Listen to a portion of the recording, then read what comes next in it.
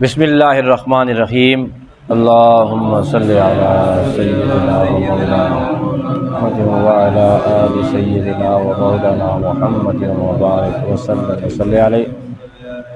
حاضرین محترم، ناظرین اور سامعین، دورہ تفسیر القرآن پارہ نمبر 18 رکوع نمبر 7 سورہ النور آیت نمبر 3۔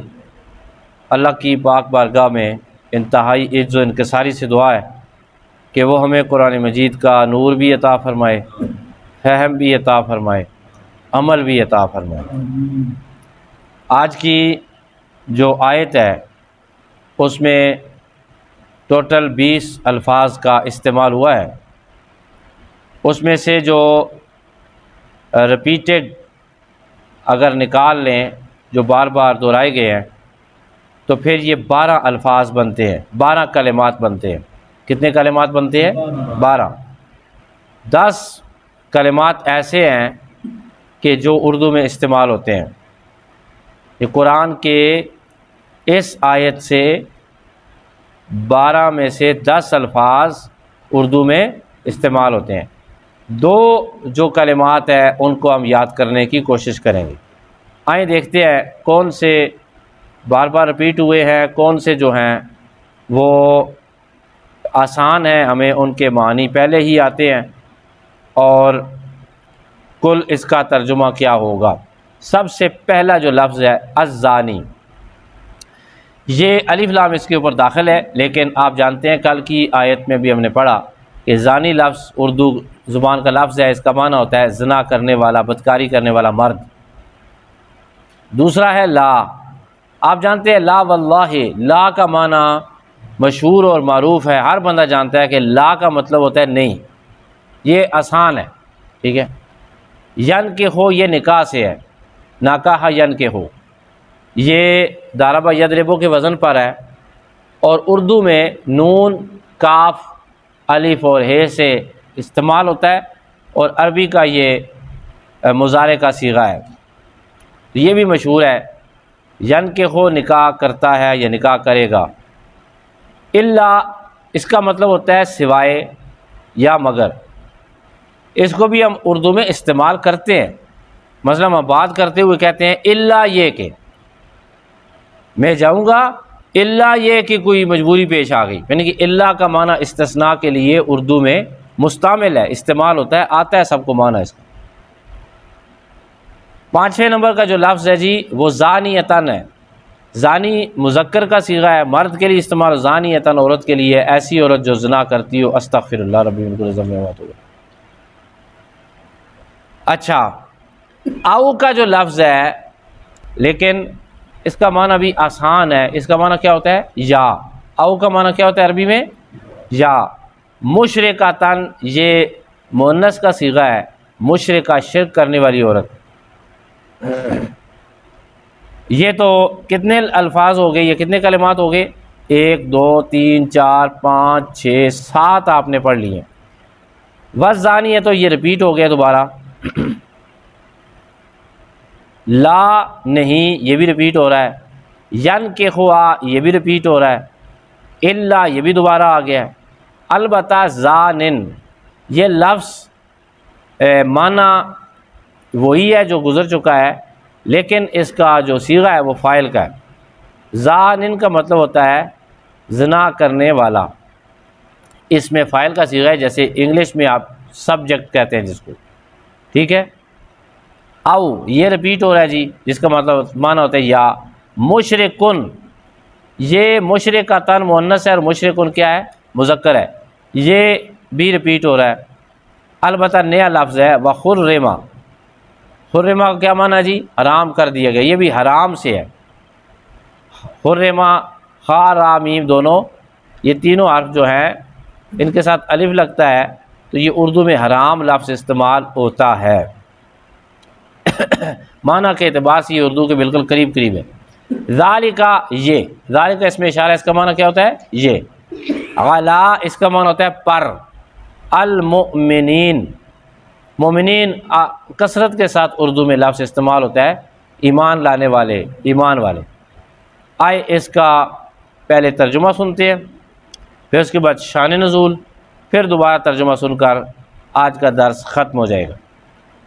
الزانی، زنا کرنے والا مرد یا زانی مرد، لا ینکح، وہ نکاح نہیں کرتا، الا مگر زانیتن، زنا کرنے والی عورت سے، یعنی کہ بدکار مرد بدکار عورت سے ہی شادی کرے گا۔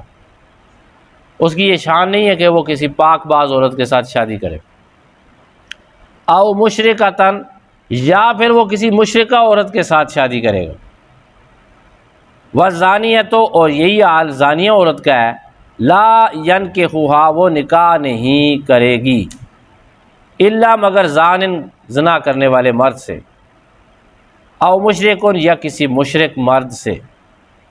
وحرم، اور حرام کر دیا گیا ہے، ذالک، یہ، علی المؤمنین، اہل ایمان پر۔ اس آیت کا معنی اور مفہوم سمجھنے کے لیے ترمذی شریف کی ایک روایت پیش خدمت ہے۔ یہ شان نزول بھی ہے اس آیت کریمہ کا۔ نبی پاک صلی اللہ علیہ وسلم کے دور میں آقا علیہ الصلوۃ والسلام کے ایک بڑے خوبصورت اور بڑے جان نثار صحابی، جن کا نام تھا حضرت مرثد رضی اللہ تعالیٰ عنہ۔ ان کا کیا کام تھا؟ ان کا اپنا ایک شغل تھا، اپنا ایک کام تھا، اپنا مشغلہ تھا۔ وہ اپنے ان مسلمان بھائیوں سے بڑا پیار کرتے تھے جن کو مکہ والوں نے بے گناہ قید کیا ہوا تھا، ان کو ہجرت بھی نہیں کرنے دیتے تھے، اور ان بیچاروں کو وہاں پہ بیڑیاں ڈال کے باندھا ہوا تھا، قید کیا ہوا تھا۔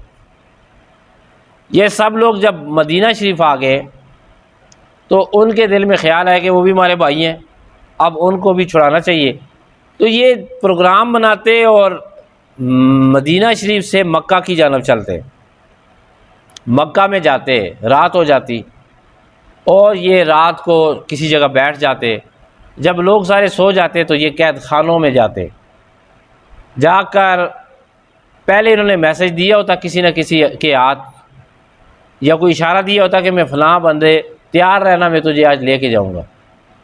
تو جب وہ ان کے محافظ وغیرہ بڑے بڑے کافر سو جاتے، حضرت مرثد کیا کرتے، جا کے قید خانوں کے قریب کسی نہ کسی طریقے سے کوئی ایک قیدی کو چھڑا کر واپس لے آتے، یعنی کبھی کبھار وہ پیٹھ کے اوپر اٹھا کے لے آتے، ادھر آ کے ان کی زنجیریں کھول دیتے اور مدینہ شریف آ کے اپنے قافلے کے ساتھ ملا دیتے۔ ایک دفعہ ایسا ہوا، حضرت مرثد کہتے ہیں کہ میں جب مکہ پہنچا تو وہاں پر چاند کی 14ویں رات تھی اور چاند کی چاندنی تھی اور روشنی نظر آ رہی تھی۔ باغ کے دیوار کے سائے میں، ظاہر ہے رات کو بھی سایہ ہوتا ہے، تو اس میں کیا کیا، میں بیٹھ گیا۔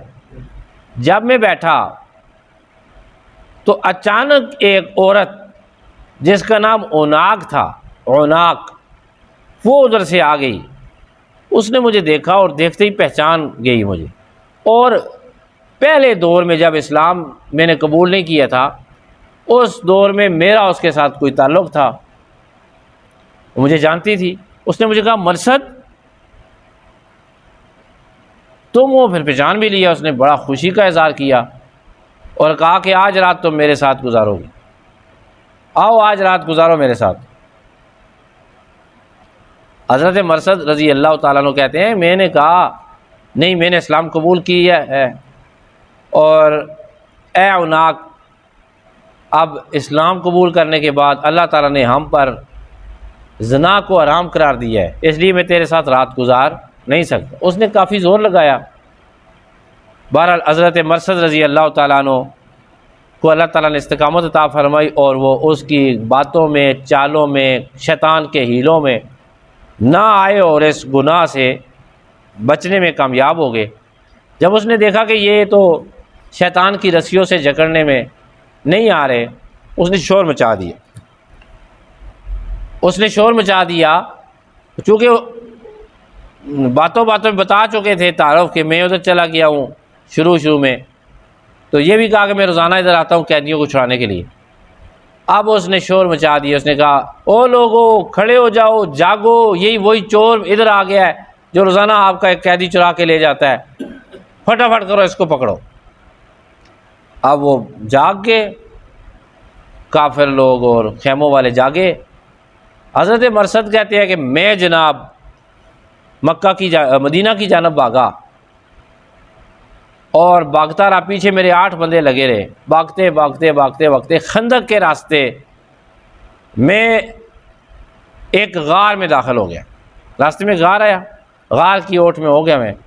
وہ بندے میرے قریب آئے اور اللہ پاک نے ان کو اندھا کر دیا، مجھے دیکھ نہ سکے اور قریب سے ادھر ادھر ہو کے واپس چلے گئے. جب وہ واپس چلے گئے تو تھوڑی دیر کے بعد میں نے سوچا اب سو گئے ہوں گے، میں جاتا ہوں جس قیدی کو میں نے چھڑا کر لانا تھا اس کو لے آؤں. یہ بہادر انسان دوبارہ گیا ان کے خیموں کے پاس اور جا کے جناب چپکے سے اسی بندے کو جس کو انہوں نے اشارہ دیا تھا کہ آج تجھے میں چھڑا کے لے جاؤں گا، وہ بھی مومن تھا، مسلمان تھا، اس کو انہوں نے چھڑایا. اس کا وزن بھی زیادہ تھا اور وہ بندھا ہوا تھا زنجیروں میں. وہاں تو زنجیریں وغیرہ کھولتے تو خطرہ تھا کہ کہیں اور لوگ انہوں نے اسے اپنے کندھے پر لادا، کمر پر.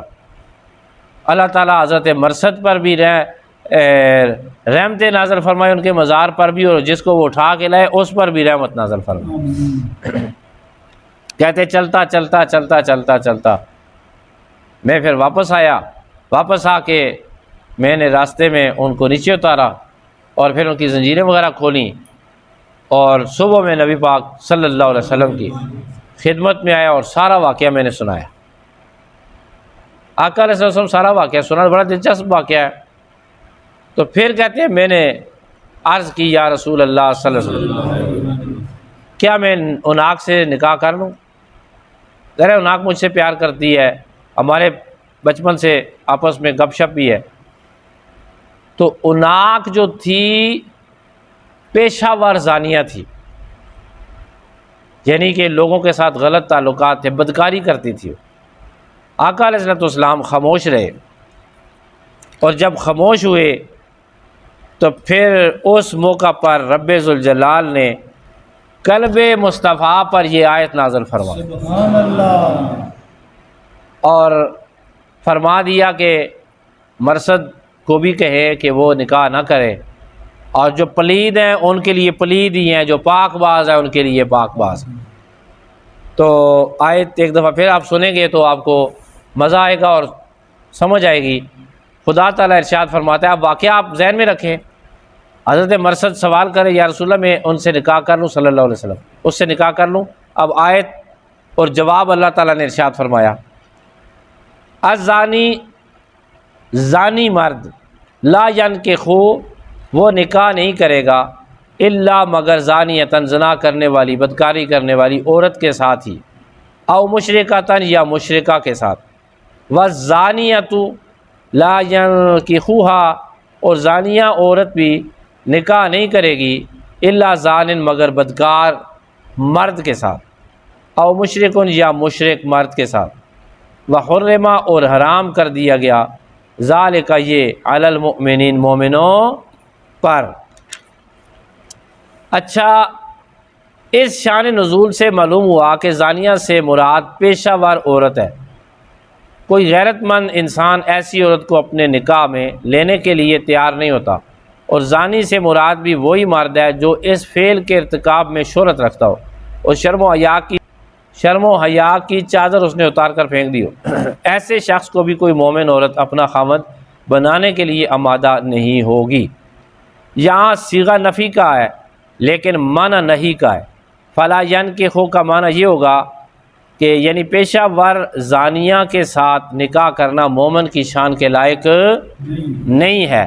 جس طرح کہا جاتا ہے کہ بادشاہ کے لیے مناسب نہیں کہ وہ جھوٹ بولے، اسی طرح کسی پاک باز مرد کے لیے شان نہیں ہے کہ وہ کسی زناکار عورت سے شادی کرے، اور مومنہ پاک عورت کے لیے شان نہیں کہ وہ کسی بدکار مرد کے ساتھ شادی کرے.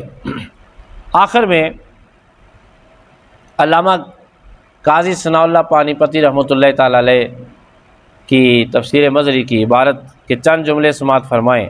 آپ فرماتے ہیں آیت کا یہ معنی ہے کہ زانی اپنے فسق و فجور کے باعث صالحہ عورت سے نکاح کرنے کی طرف راغب نہیں ہوتا. اسی طرح نیک مرد بھی زانیہ سے نکاح کرنا پسند نہیں کرتا، کیونکہ طبیعتوں کے مناسبت میں بامی الفت اور محبت کی علت ہے۔ جہاں طبیعت میں تضاد ہوگا وہاں بامی الفت کا سوال ہی پیدا نہیں ہوتا۔ اس صورتحال میں نفی اپنے حقیقی معنی پر ہی معمول رہے گی، یعنی بدکار پیشہ ور عورت سے نکاح اس کی توبہ کرنے سے پہلے جائز نہیں۔ اسی طرح جو مرد اس کماش کا ہو، اس کی اصلاح احوال سے پہلے کسی عفیفہ پاک باز کو اس کے رشتہ نکاح میں باندھ دینا سراسر ظلم اور بے انصافی ہے۔ اللہ تعالیٰ آیت کو سمجھنے کی توفیق عطا فرمائے، اور ہمیں، ہمارے معاشرے کو، ہمارے خاندانوں کو، ہمارے بچوں کو، ہماری نسلوں کو اس گناونے اور انتہائی کبھی اور انتہائی کالے اور سیاہ گناہ سے محفوظ فرمائے۔ وآخر دعوانا ان الحمد للہ رب العالمین۔